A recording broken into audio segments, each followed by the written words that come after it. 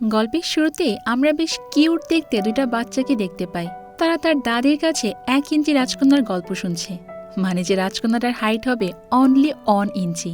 তো এই গল্পটা শুনেই তো ছোট্ট মেয়েটা প্রচন্ড এক্সাইটেড হয়ে পড়ে। আর সে সত্যি সত্যি ওই ছোট্ট রাজকন্যার সঙ্গে দেখাও করতে চায়। এরপর গল্প বলা শেষ করে তার দাদি যখন ওখান থেকে চলে যায়, তারপরই তো ওই দুইজন সেই ছোট্ট রাজকন্যাকে খুঁজতে বেরিয়ে পড়ে। আসলেই তারা মনে করছিল এরকম কেউ বোধহয় সত্যি সত্যি এক্সিস্ট করে। তো খুঁজতে খুঁজতে তো ছোট্ট মেয়েটা একটা পুকুরের কাছে চলে আসে। আর তখনই হঠাৎ করে পিছিল খেয়ে তার জুতাটা পানির মধ্যে পড়ে যায়।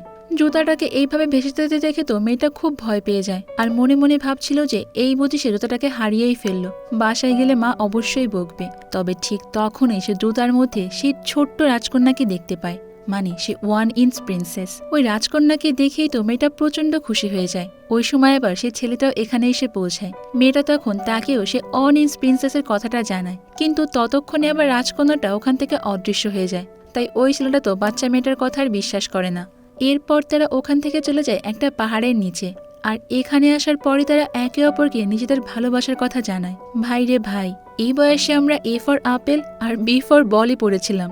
ও এরা আবার চিরদিন একসঙ্গে থাকার প্রতিশ্রুতিও দেয়। মানে বুঝতে পারছো, এরা প্রমিসও বোঝে। আর এরপরই দৃশ্য পরিবর্তন হয়। আমরা চিওমি নামের একটা মেয়েকে দেখতে পাই। এই মেয়েটাও কিন্তু বেশ সুন্দর। চিওমি বসে বসে নিজের উপন্যাস লিখছিল। তখন জানালার বাইরে তাকিয়ে এসে দেখতে পায় মিনামিকে। মিনামিকে আবার সে প্রচন্ড পছন্দ করে। মিনামি তখন তার সবচেয়ে প্রিয় খেলা কেন্ডো প্র্যাকটিস করছিল। চিওমি তখন তার দিকে বেশ মন খারাপ করেই তাকিয়ে থাকে। কারণ সে মিনামিকে ভালোবাসলেও তার কাছে মনে হয় মিনামি তাকে একটুও ভালোবাসে না। এমনকি সে কখনো বোঝারই চেষ্টা করে না যে চিওমি তাকে এতটা ভালোবাসে। তারপর স্কুলে যাবার সময় আবার মিনামির মা চিওমিকে ডাক দেয়। আসলে তারা হলো প্রতিবেশী। আর মিনামি লাঞ্চ বক্সটা দিয়ে দেয়, কারণ আজকে সে লাঞ্চ নিতে ভুলে গিয়েছে। চিওমি তখন লাঞ্চ বক্স নিয়ে মিনামির পেছনে দৌড়াতে শুরু করে। অন্যদিকে মিনামিওর মনে পড়ে যায় যে সে লাঞ্চ বক্সটা বাসায় ফেলে রেখে এসেছে। তাই মনে পড়তে সেও বাড়ির দিকে দৌড়াতে শুরু করে। আর এইভাবেই দৌড়াতে গিয়ে দুজনের সেখানে হঠাৎ করে ধাক্কা লাগে। আর ভুলবশত আবার তাদের মাঝখানে একটা কিসও হয়ে যায়। চিওমি তো দ্রুত উঠে দাঁড়ায় আর লাঞ্চ বক্সটা মিনামির হাতে গুজে দিয়ে সে লজ্জায় দৌড়ে চলে যায়। তো চিওমি আর মিনামি কিন্তু একই ক্লাসে পড়ে, কিন্তু তারা একে অপরের সঙ্গে খুব একটা বেশি কথা বলে না। আসলে মিনামি কারোর সাথে ঠিকমতো কথা বলতে চায় না। সে সারাক্ষণ পড়াশোনা নিয়ে ব্যস্ত থাকে। সে বড় হয়ে একজন ডাক্তার হতে চায়, যাতে করে মানুষের সেবা করতে পারে আর নিজের পরিবারকেও সাহায্য করতে পারে। এই কারণে সারাক্ষণ সে পড়াশোনায় মুখ গুজে বসে থাকে। আর এরপর আমরা দেখতে পাই চিওমি তার স্কুলে ডান্স প্র্যাকটিস করছে। আসলে সে একজন অসাধারণ ডান্সার। আর সে বরাবরই চাইতো টোকিওতে একটা ডান্স কম্পিটিশনে অংশগ্রহণ করতে। কিন্তু সে ভালো করেই জানে তার মা বাবা কখনোই এতে রাজি হবে না। মানে তারা এত দূরে মেয়েকে নাচার জন্য জীবনেও ছাড়বে না। তো স্কুল শেষ করে আবার চিওমির ক্লাসমেট রিকু তাকে বাড়ি পর্যন্ত পৌঁছে দেয়। আর তখন তার প্রিয় একটা উপন্যাসের কথা বলে। বন্ধুরা, এই উপন্যাসটা কিন্তু আসলে চিওমিরই লেখা, কিন্তু সে নিজের পরিচয় গোপন রেখে অন্য নাম ব্যবহার করে লেখালেখি করে। তো পরের দিনে তো আবার রিকু চিওমিকে একটা উপহার দিয়ে তার ভালোবাসার কথাটা জানায়। আসলে রিকু চিওমিকে অনেক পছন্দ করে। আর শেষমেশ যাওয়ার সময় বলে যায় যে আমি কিন্তু জানি চিওমি, ওই উপন্যাসের রাইটার তুমি। আর এই জন্যই আমার উপন্যাসটা এত বেশি ভালো লেগেছে। তো বাড়ি ফেরার পথে চিওমি রিকুর উপহারটা দেখে অনেক খুশি হয়ে যায়। তবে হঠাৎ করে সেখানে প্রচন্ড বৃষ্টি শুরু হয়। সঙ্গে সঙ্গে তো সে ছাতাটা বের করে। আর তখনই সে দেখতে পায় মিনামি তার ক্লাসমেট সাইবের সঙ্গে একই ছাতার নিচে হাঁটছে। সাইবে আবার তখন মিনামির দিকে খুব ভালোবাসার নজরেই তাকাচ্ছিল। মানে একটা লাবিডাবি ভাব আর কি। এই দৃশ্য দেখে তো চিওমির প্রচন্ড হিংসা হয়। আসলে ভালোবাসার মানুষের পাশে তো কেউ কাউকে সহ্যই করতে পারে না, তাই না? আর এই ঘটনায় সে এতটাই কষ্ট পায় যে বাড়ি ফিরে ফুপিয়ে ফুপিয়ে কাঁদতে শুরু করে। আর এরই মাঝে আবার তার মা বাবা জানতে পেরে যায় যে তাদের মেয়ে লুকিয়ে লুকিয়ে টোকিও ওই ডান্স কম্পিটিশনে যাচ্ছে। এটা নিয়ে বাসায় তো প্রচন্ড অশান্তি হয়। এমনকি চিওমির বাবা তাকে অনেক বকাবকি করে। আর রাগের মাথায় তো সে তাকে একটা চড়ই মেরে বসে। আর এতে চিওমিও প্রচন্ড ক্ষুব্ধ হয়ে বাড়ি ছেড়েই চলে যায়। কিন্তু এদিকে তো বাইরে ঝুম বৃষ্টি হচ্ছে। সে আর বাড়ি ফিরতে পারছে না। আর তখনই তার পথে দেখা হয়ে যায় মিনামির সঙ্গে। সে মিনামিকে তখন তার সঙ্গে সাইরের কি সম্পর্ক এটা নিয়ে প্রশ্ন করে। আর এটা শুনে আবার মিনামিও তখন অনেক কড়াভাবে তার সঙ্গে কথা বলে যে তুমি আমাকে কিসব উল্টাপাল্টা বলছো, তোমার খেতে কোনো কাজ নেই, এসব জিনিস আমাকে মোটেও জিজ্ঞাসা করবে না। মিনামির কথা শুনে তো চিওমি আরো বেশি কষ্ট পায় আর দ্রুত ওখান থেকে চলে যায়। আর এর মাঝে জোরে বাতাস বওয়ার কারণে তার ছাতাটাও উড়ে চলে যায়। ছাতার পেছনে দৌড়াতে দৌড়াতে তখন সে ওই পাহাড়টাই পৌঁছে যায়, যেখানেই আমরা গল্পের শুরুতে দুজন বাচ্চাকে আবার একে অপরকে প্রমিস করতে দেখেছিলাম আর কি। আর এখান থেকে আমরা জানতে পারি যে এই বাচ্চা দুইটাই হলো এখন বড় হয়ে মিনামি আর চিয়োমি হয়েছে। তো সেখানে বসে তো চিয়োমি মিনামির কথা অনেক ভাবতে থাকে যে কিভাবে মিনামির বাবা চলে যাবার পর তাদের বন্ধুত্ব সম্পর্কটা একদম নষ্ট হয়ে গিয়েছে।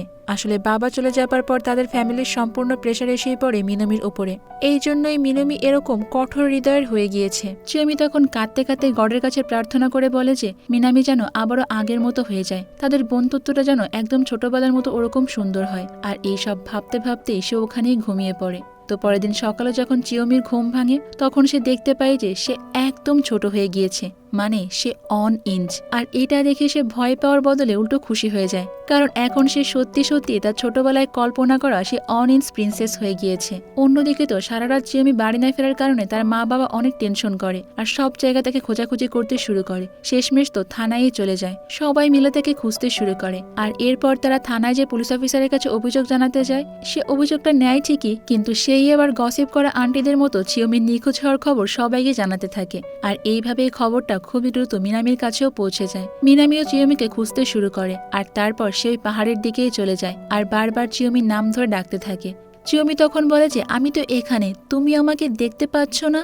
মিনামি তো চিয়োমির কণ্ঠস্বর ঠিকই শুনতে পায়, কিন্তু সত্যি তাকে দেখতে পায় না। আর কোনোভাবে তখন ছোট্ট চিয়োমি লাফিয়ে লাফিয়ে উঠে মিনামির নজরে আসে। আর মিনামি তো চিয়োমির এই অবস্থা দেখে একদম অবাক হয়ে যায় যে তুমি এত ছোট কিভাবে হয়ে গেলে। আর মিনামি এরপর চিয়োমিকে নিজের পকেটে করে বাড়িতে নিয়ে আসে আর তার ঘরেই লুকিয়ে রাখে। চিয়োমি এখন মিনামির সাহায্য ছাড়া একটা কিছুও করতে পারছিল না, তাই মিনামিও সব সময় তাকে সাহায্য করার চেষ্টা করে। তো অনেকক্ষণ তো হয়ে গিয়েছে, তাই মিনামি চিয়োমিকে বাড়ি যেতে বলে, কিন্তু চিয়োমি তো কোনোভাবে ওই বাড়িতে ফিরে যাবে না। সে বলে যে এই অবস্থায় যদি আমার মা বাবা আমাকে দেখে তাহলে তারা প্রচন্ড ভেঙে পড়বে। তাই এরপর চিয়োমি তার মা বাবাকে ফোন করে জানায় যে আমি টোকিওতে সে ডান্স কম্পিটিশনে চলে এসেছি, তোমাদেরকে না জানিয়ে এসেছি, তোমরা আমাকে নিয়ে টেনশন করো না, ডান্স কম্পিটিশন শেষ হয়ে গেলে আমি আবারও বাড়ি চলে আসব। তো এরপরই আমরা দেখতে পাই চিয়োমির জন্য মিনামি একটা ছোট্ট বাটি দিয়ে বাথটাব বানিয়ে দিয়েছে আর চিয়োমি তো সেটার মধ্যে বসেই গোসল করছে। ছোটবেলায় ওই যে আমরা পুতুল খেলতাম না, ঠিক সেরকম। তো রাতে এরপর মিনামি তার টিস্যু বক্সটা খালি করে চিয়োমির জন্য ছোট্ট একটা বিছানাও বানিয়ে দেয়। ঘুমন্ত চিয়োমিকে দেখে তো মিনামির খুবই আদর করতে মন চায় আর সে তখন তার দিকে মুগ্ধ হয়ে অনেকক্ষণ তাকিয়ে থাকে। এদিকে চিয়োমি তো পরের দিন মিনামিকে একটা রাজকন্যার গল্প শোনায়, যে নাকি একটা অভিশাপের জন্য একদম ঘুমিয়ে গিয়েছিল, কিন্তু এরপর যখন একটা রাজপুত্র এসে তাকে চুমু খায় তখনই সে আবার ঘুম থেকে জেগে ওঠে। আসলে চিয়োমি ইচ্ছা করেই মিনামিকে এই গল্পটা শুনিয়েছিল যাতে করে সেও এসে তাকে একটু চুমু খায়, কিন্তু চিয়োমির এই ইঙ্গিত তো মিনামি কিচ্ছু বুঝতে পারে না, উল্টো তার এই গল্প নিয়ে অনেক হাসতে শুরু করে। আর এরপর যখন স্কুলে যাওয়ার সময় হয়ে যায় তখন মিনামি চিয়োমিকে নিজের পকেটে লুকিয়ে স্কুলে চলে যায়। এদিকে চিয়োমি স্কুলে না থাকলেও তো সবকিছু একদম স্বাভাবিকভাবেই চলছিল। আর মিনামি তো একটি ডল হাউস থেকে চিয়োমির জন্য এরপর ছোট্ট একটা জামাও কিনে আনে, কারণ অনেকদিন চিয়োমি এক জামা পরেই আছে, এখন তো তার পোশাকটা বদলাতে হবে। তখনই মিনামির মনে পড়ে যায় যে তার দাদি একবার তাদেরকে একটা জাদুকরী হাতুড়ির কথা বলেছিল, যেটা নাকি 1 ইঞ্চি রাজকন্যাকে আবারও তার আসল উচ্চতায় ফিরে দিতে পারে, তবে সেই হাতুড়ি কেবল পূর্ণিমার রাতেই কাজ করবে। তো মিনামি তো এরপর চিয়োমিকে নিয়ে সেই জায়গায় চলে যায়, কিন্তু পূর্ণিমার রাতেও চিয়োমি আর আগের মতো বড় হয় না, আর সেই রাতে আবার শুরু হয় প্রচন্ড বৃষ্টি। মিনামি তখন চিয়োমিকে আবারও সেই পাহাড়ে নিয়ে যায়। তারা দুইজন তো সারা রাত ধরে ওই বৃষ্টির মধ্যেই অপেক্ষা করে, কিন্তু কিছুই পরিবর্তন হয় না। বৃষ্টিতে ভিজে তো মিনামি অনেক অসুস্থ হয়ে পড়ে। তখন চিয়োমি দৌড়ে যায় ফ্রিজ থেকে ঠান্ডা পানি আনার জন্য, যাতে করে একটু মিনামির মাথায় জল পড়তে দিতে পারে, কিন্তু চিয়োমির সাইজে এতটাই ছোট যে সে কোনো মতেই ফ্রিজটা খুলতে পারছিল না। আর তাই তো সে মিনামির দিকে তাকিয়ে অসহায়ভাবে কাঁদতে শুরু করে। চিয়োমির এমন অবস্থা দেখে মিনামি তখন তাকে বলে যে তুমি প্লিজ এভাবে কান্না করো না, তুমি শুধুমাত্র আমার পাশে থাকলেই হবে। আর মিনামির এই সামান্য কথাগুলো শুনে তো চিয়োমির মনটা একদম ভরে যায়, কারণ সে তো শুধুমাত্র মিনামির কাছ থেকে এইটুক কথাই শুনতে চাচ্ছিল, যেন আজীবন সে তার পাশে থাকতে পারে। তবে তার এই খুশি আবার খুব বেশিক্ষণ স্থায়ী হয় না। সায়রি নামে সেই মেয়েটা মিনামিকে দেখার জন্য চলে আসে, আর রীতিমতো তো সেই এখানে এসে তার সব দেখাশোনা করতে থাকে। সায়রি তখন মিনামির খুব কাছে চলে আসে আর তাকে একটা চুমুও খেতে যায়। আর এদিকে তো চিয়োমির এমন দৃশ্য একদম সহ্য হচ্ছিল না। তবে ঠিক তখনই ঘুমের মধ্যে আবার মিনামি সেখানে চিয়োমির নাম বলে ফেলে, আর এতেই তো সঙ্গে সঙ্গে সায়রি সেখান থেকে সরে যায়। এরপরে এরপরই মিনামির জ্বরটা যখন একটু ঠিক হয় তখন সে চিওমির খুব কাছ থেকে একটা ভিডিও ধারণ করে, যাতে তাকে দেখতে একদম স্বাভাবিক আকারের মতোই দেখায়। তারা দুইজন এরপর ওই ভিডিওটা চিওমির মা বাবাকে পাঠিয়ে দেয়, যেখানে চিওমি বলে যে তাকে টোকিওতে আরো বেশ কয়েকদিন থাকতে হবে। আর এই ভিডিওটা দেখে চিওমির মা বাবা একটু দুশ্চিন্তা মুক্ত হয় যে তাহলে আসলে তাদের মেয়ে মনে হয় ওই টোকিও ডান্স কম্পিটিশনেই আছে। একদিন তো মিনামি সায়রির সঙ্গে বসে স্টাডি করছিল, আর তখনই মিনামির পকেটে ঘুমিয়েছিল চিওমি, কিন্তু হঠাৎ করে সে ঘুমের মধ্যে নাক ডাকতে শুরু করে। তখনই তো মিনামি বুঝতে পারে যে সিচুয়েশন একদম গড়বড়ের দিকেই যাচ্ছে, তাই সে তাকে চুপ করানোর জন্য তখন বারবার কাশতে শুরু করে। তো এদিকে বাড়ি ফেরার পথে আবার সায়রি মিনামির সঙ্গে বেশ ফ্লার্ট করছিল, আর একটা সময় তো সে মিনামিকে চুমুই খেতে যায়, কিন্তু পকেটের ভেতর থাকা চিওমির তো এইগুলো একদম সহ্য করতে পারছিল না। তাই সে তখন মিনামিকে পকেটের মধ্য থেকে ঘুষি মারতে শুরু করে, আর এতেও মিনামি একটু পিছনে সরে যায়। আর সায়রি তখন মনে করে যে মিনামি হয়তোবা লজ্জা পাচ্ছে, তাই সে যাওয়ার আগে আবার নিজে থেকেই জোর করে মিনামিকে একটা কিস করে দিয়ে চলে যায়, যেটা তো আমাদের চিওমি একেবারেই মেনে নিতে পারছিল না। আর এইভাবেই দেখতে দেখতে চলে আসে সেই কেন্দ্র প্রতিযোগিতার দিন। মিনামি এই প্রতিযোগিতার জন্য নিজেকে একদম প্রস্তুত বলে মনে করছিল না, কিন্তু চিওমি তাকে অনেক বোঝায় যে তুমি তো অনেক বেশি প্র্যাকটিস করেছো, আর এখন তোমার সেই প্রতিভা সবার সামনে দেখানোর সময় চলে এসেছে, তুমি কেন ভয় পেয়ে পিছিয়ে আসছো। চিওমির কথায় তখন মিনামি বেশ ইন্সপিরেশন পেয়ে তো চলে যায় সেই কেন্দ্র প্রতিযোগিতায়, তবে শেষ পর্যন্ত সে সত্যি সত্যি হেরে যায়। অন্যদিকে তো পরের দিন স্কুলে রিকু তার ক্লাসে একটা পুতুল নিয়ে আসে, যেটা দেখতে একেবারে চিওমির মতো, আর মিনামিকে নকল করে সেই পুতুলটা পকেটে রেখে স্কুল ভরে ঘুরতে শুরু করে। আর এটা দেখে আবার মিনামির তখন খুবই জেলাস ফিল হয়। আসলে ছেলেরা ভালোবাসার কথা প্রকাশ না করলেও গার্লফ্রেন্ডের দিকে যদি অন্য কেউ তাকায় বা তাকে নিয়ে বেশি বাড়াবাড়ি করে তখন আবার ঠিকই জেলাস ফিল করে। তো চিওমি তো অনেক কয়দিন ধরে সে একটা পোশাকই পরেছিল, আর মিনামির একটা রুমাল তার খুবই পছন্দ হয়ে যায়, তাই সে মিনামিকে অনুরোধ করে যে সে যেন ওটা দিয়ে তাকে একটা সুন্দর ড্রেস বানিয়ে দেয়। তখন অনেক চেষ্টা করে মিনামি একটা সুন্দর ড্রেস বানিয়ে দিলেও চিওমি ওটা আর পরতে পারে না, কারণ গলার অংশটা খুবই ছোট হয়ে যায়, ওটা কোনোভাবে সে আর গায়ে তুলতে পারে না। আর এরপর তো চিওমি নিজের বাড়িতে গিয়ে তার পুতুলের জামা কাপড় আনার চেষ্টা করে, আর অনেক কষ্টে সে ওগুলো আনতে সক্ষম হয়। তারপর থেকে সে পুতুলের ড্রেসগুলো পরেই থাকে। একদিন তো মিনামি চিওমিকে একা বাড়িতে রেখে স্কুলে চলে যায়, আর হঠাৎ করে আবার সেদিন কয়েকজন চোর ঢুকে পড়ে মিনামির বাড়িতে।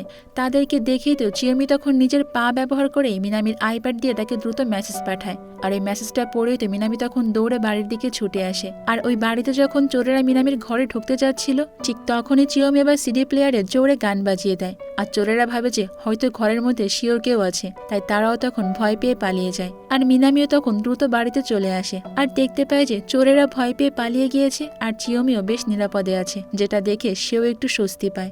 এদিকে ঘটে যায় আর এক কাহিনী। চিওমির এক বন্ধু সেই টোকিও ডান্স কম্পিটিশন প্রতিযোগিতা থেকে কল করে তার মা বাবাকে জানায় যে চিওমি নাকি আদৌ সেই প্রতিযোগিতায় যায়নি। এটা শুনেই তো তার মা বাবার টেনশন আরো বেশি বেড়ে যায় যে তাহলে তাদের মেয়ে আসলে কোথায় গিয়েছে, আর ওই ভিডিওটাও সে কোথা থেকে তাদের পাঠিয়েছে।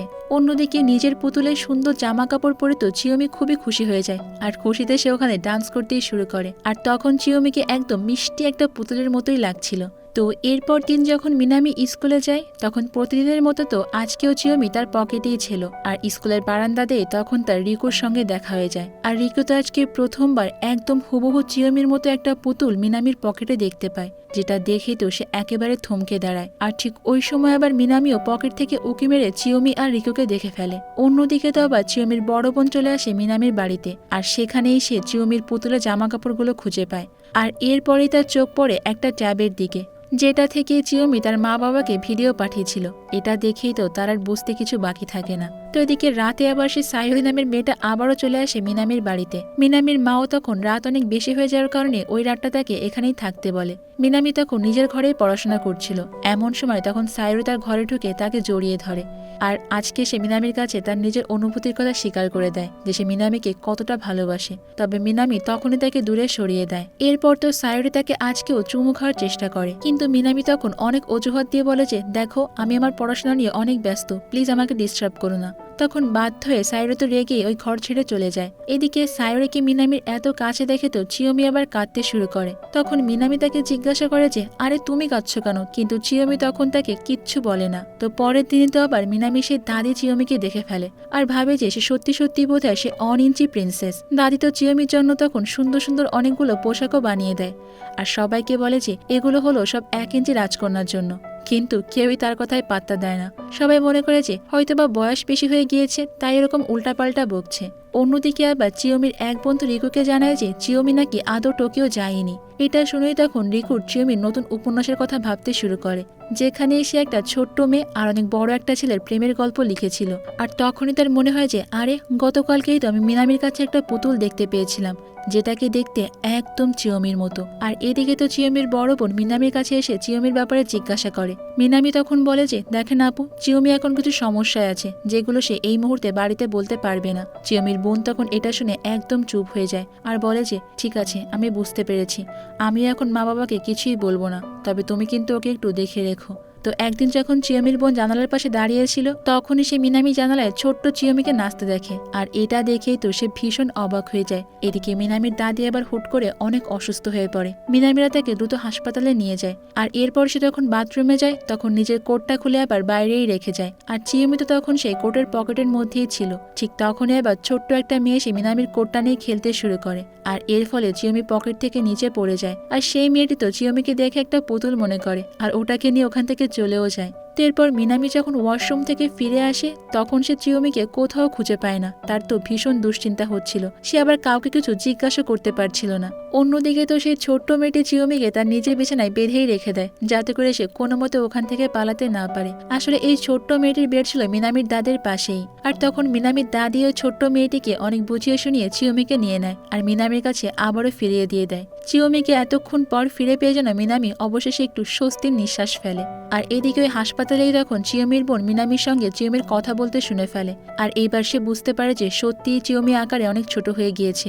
আর গতদিন যখন সে চিয়োমিকে মিনামি জানালায় দেখেছিল, ওটা সত্যিই তার বোনই ছিল। আর এরপর তো সেও চলে যায় তার ছোট্ট বোন চিয়োমির সঙ্গে কথা বলতে। তো এর পরে একদিন দেখা যায় সায়োরি মিনামির সঙ্গে দেখা করতে আসে আর তাকে জিজ্ঞাসা করে যে একটা সত্যি কথা বলো তো, তুমি কি চিয়োমিকে ভালোবাসো? আর মিনামিও তখন স্বীকার করে নেয় যে আসলে আমি অনেক আগে থেকে ওকে ভালোবাসি, কিন্তু সেটা কখনো বুঝতে পারিনি। এই কিছুদিনই হয়েছে আমি ওটা বুঝতে পেরেছি। আর আমি চিয়োমিকে ছাড়া আর কাউকে আমার মন দিতে পারবো না, তাকে ছাড়া আমি থাকতেও পারবো না।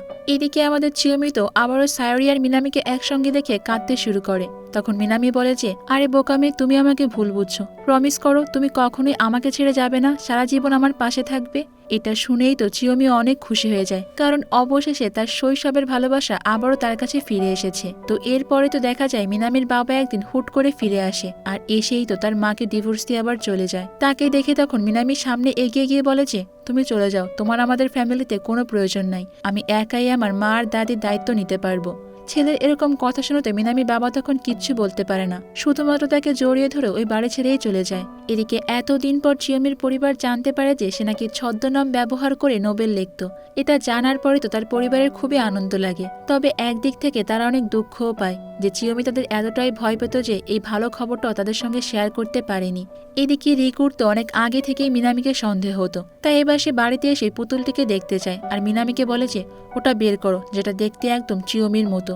আর এরপরেই মিনামি তাকে সত্যি কথা বলে দেয় যে ওটা কোনো পুতুল নয়, ওটা আসলে চিয়োমি নিজেই। রিকু তখন মিনামিকে বলে যে তুমি মিথ্যা কথা বলছো, আমি চিয়োমির সঙ্গে দেখা করতে চাই, আমাকে এখনই নিয়ে চলো। কিন্তু মিনামি তখন তাকে বলে যে সরি, আমি এটা করতে পারবো না। এটা শুনেই তখন রিকু তাকে চিয়োমি সে উপন্যাসের কথা বলে, যেখানে চিয়োমি তার একতরফা ভালোবাসার কথা লিখেছিল।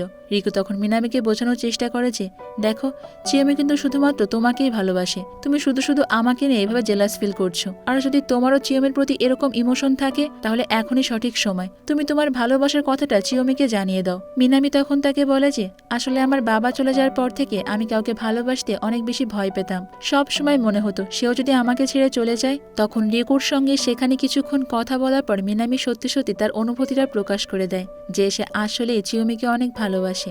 আর এটা শুনে চিয়োমি তখন সবার সামনে এসে দাঁড়ায়। তাকে দেখে তো রিকি এবার সত্যি সত্যি হতবাক হয়ে যায় যে চিয়োমি কেমন সত্যি সত্যি একটা পুতুলের মতো হয়ে গিয়েছে। তখন এই পুরো ঘটনা শোনার পর রিকু তাদেরকে সে জাদুকরি হাতুড়িটা ব্যবহার করার কথা বলে। ওই জাদুকরি হাতুড়িটা ব্যবহার করার পর সূর্য ওঠার সঙ্গে সঙ্গে প্রার্থনা করাটাও জরুরি। আর এটাই ছিল একমাত্র কারণ তারা দুইজন তো আর ওই প্রার্থনাটা করছিল না। তো রিকুর কথা শুনেই তখন চিয়োমি সূর্য ওঠার পর ওই প্রার্থনা করতে শুরু করে, কিন্তু দেখা যায় যে এতেও কোনো পরিবর্তন হয় না। তখন চিয়োমি মিনামিকে বলে যে আমি বাড়ি যেতে চাই, আমার মনে হচ্ছে মা বাবাকে সব সত্যি কথাটা বলা দরকার। কিন্তু মিনামি তো কোনোভাবে চিয়োমিকে ছেড়ে দিতে রাজি হচ্ছিল না। আর যখন তারা দুইজন এইসব বিষয় নিয়ে রাস্তায় দাঁড়িয়ে কথা বলছিল, ঠিক ওই সময় একটা গাড়ি এসে মিনামিকে জোরে ধাক্কা মারে। মিনামি তো রাস্তায় পড়ে যায়, আর মিনামিকে এই অবস্থা দেখে আবার চিয়োমির মা দৌড়ে ছুটে আসে তাকে বাঁচানোর জন্য। আর তখনই সে তো মিনামির পাশে চিয়োমিকে দেখতে পায়, কিন্তু এরকম 1 ইঞ্চি সাইজের দেখে তো তার মা নিজেই অনেক বেশি অবাক হয়ে যায়। তখন মিনামিকে তারা দ্রুত হসপিটালে ভর্তি করে, আর চিয়োমিকে তার মা বাড়িতে নিয়ে আসে। চিয়োমির বড় বোন তো আগে থেকেই সবটা জানতো, কিন্তু তার বাবার জন্য এই ঘটনাটা ছিল জীবনের সবচেয়ে বড় একটা ধাক্কা। তো এরপরে চিয়োমির মা তাকে জানায় যে অ্যাক্সিডেন্ট হওয়ার পর মিনামির নাকি এখনো জ্ঞান ফিরেনি। এটা শুনেই তো চিয়োমি তখন তার মায়ের সঙ্গে দ্রুত মিনামিকে দেখতে হাসপাতালে ছুটে যায়। চিয়োমি তো হসপিটালে গিয়ে মিনামিকে একটা চুমো খায়, আর ঠিক সেই মুহূর্তে একটা আলো এসে পড়ে মিনামির চোখে, আর দেখা যায় যে মিনামির জ্ঞান ফিরে এসেছে। খুশিতে তো চিয়োমি আবারও তখন তাকে চুমো দেয়, আর এইবার এই আলো এসে পড়ে চিয়োমির গায়ে, আর একটু পরে তো সে পুরো স্বাভাবিক আকারেই ফিরে আসে। আসলে এই আইডিয়াটাই তো চিয়োমি গল্পের একদম শুরুতে মিনামিকে বলেছিল যে চুমু খেলে হয়তো বা তারা ঠিক হয়ে যাবে, কিন্তু মিনামি তখন তাকে একটুও বিশ্বাস করেনি। তো সবকিছু স্বাভাবিক হয়ে গেলে তো তারা দুইজন আবারও স্কুলে যায়, আর সেখানে মিনামি সবার সামনে আজকে ঘোষণা করে দেয় যে সে চিয়োমির সঙ্গে সম্পর্কে থাকতে চায়, আর তারা একে অপরকে অনেক বেশি ভালোবাসে। এরপরই বেশ কয়েকটা বছর কেটে যায়, আর স্কুল শেষ হয়ে যাবার পর মিনামি আর চিয়োমির বিয়েও হয়। বিয়ের 1 বছর পর মিনামি মেডিকেল কলেজে ভর্তি হয়ে যায়, আর চিয়োমিও টোকিওর একটা ফেমাস ডান্স প্রতিযোগিতার প্রস্তুতি নিতে শুরু করে। টোকিও যাওয়ার আগে মিনামি আর চিয়োমি আবারও তাদের সেই পুরনো পাহাড়ে যায়, যেখানে মিনামি চিয়োমির মাথায় ফুলের একটা মুকুট পরিয়ে দিয়ে প্রমিস করেছিল যে তারা একে অপরকে কোথাও ছেড়ে যাবে না। আর আজকেও তারা ওখানে গিয়ে একে অপরকে আবার জড়িয়ে ধরে, আর তাদের এই সুইট মোমেন্টের মাধ্যমেই আমাদের আজকের এই সুইট মুভির গল্পটাও এখানে শেষ হয়ে যায়। তো বন্ধুরা, তোমাদের আজকের গল্পটি কেমন লেগেছে? আর তোমাদের বয়ফ্রেন্ড বা গার্লফ্রেন্ড যদি এরকম 1 ইঞ্চির হয়ে যায়, তখন তোমরা কি করবে? তাকে কি তোমরা মিনামির মতো পকেটে নিয়ে ঘুরে বেড়াবে? সেটাও কিন্তু আমাকে কমেন্ট করে জানিও। তো আজ এই পর্যন্তই থাক, দেখা হবে অন্য কোনো সুন্দর মুভির গল্প নিয়ে ভিন্ন কোনো সময়ে। ততক্ষণ পর্যন্ত তোমরা সবাই অনেক বেশি ভালো থাকবে এবং নিরাপদে থাকবে, আর অবশ্যই তো কুহেলিকার সঙ্গেই থাকবে, তাই না? আল্লাহ হাফেজ।